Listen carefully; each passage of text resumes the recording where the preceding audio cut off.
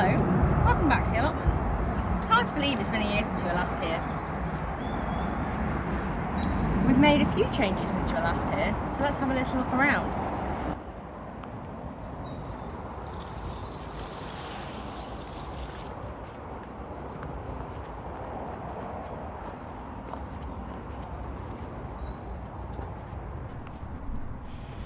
This year we've grown several varieties of heritage tomatoes, such as Kentish Gold, Kenilworth King and Black Opal. I much prefer to grow heritage varieties, as the saved seeds grow true to variety, whereas F1 varieties don't.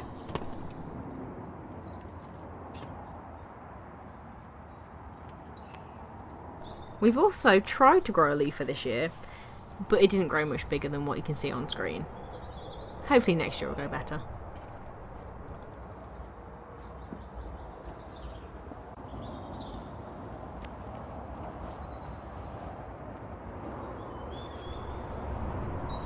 This is the third year that we've grown lemon cucumber. I find that lemon cucumber gives you a much better yield in comparison to your regular green cucumber, like a Tasty King. They also taste a little bit sweeter. This year we've grown a variety of chili peppers, starting with jalapeno, which is something really quite mild, all the way to something like a Scotch bonnet. We've probably grown something hotter, but the chili peppers are not my domain. I leave that to my other half. I wanted to do a little experiment with the excess tomato plants we had this year. I decided to not take out any of the side shoots to see if it would affect the amount of fruit that it could grow. The only thing I found is that the fruit takes a lot longer to ripen. I haven't actually found there being any issues with how much fruit they produce. This is the first of our 2 pumpkin patches. We tried a couple of different varieties this year, Blue Hubbard and Tromboncino, along with the classic Jack-o'-lantern orange pumpkin. I did find that this year's crop was a little lower in comparison to previous years, although I think it was more the weather that was the main factor in this rather than the varieties we chose. These dahlias are my pride and joy. I've had them for about 2 years now. They are a mixture of grown from tuber and grown from seed. I will say that I found it easier to grow them from seed, but I think it's a lot harder to obtain the dahlia seed. I actually got mine free in a magazine, and the seeds I've saved from those particular dahlias have done absolutely amazingly, whereas seeds I've saved from the tuber grown dahlias haven't propagated.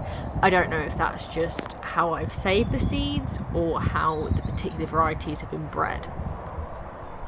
Runner beans are a great crop to grow. They always give you a good yield and they are very beginner friendly. If you want to save seeds from these, all you need to do is leave the bean pod on the vine until it turns brown. Once it's turned brown and it's dry, crack open the pod and you've got your seeds for next year.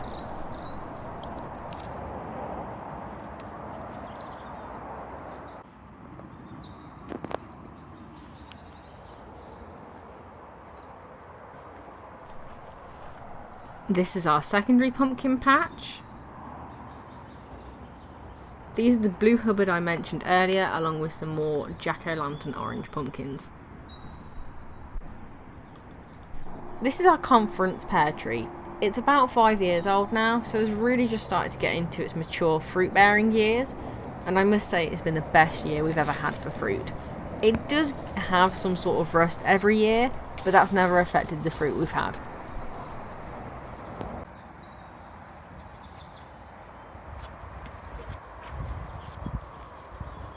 Thank you for joining me on this allotment tour, and I'll see you in the next video.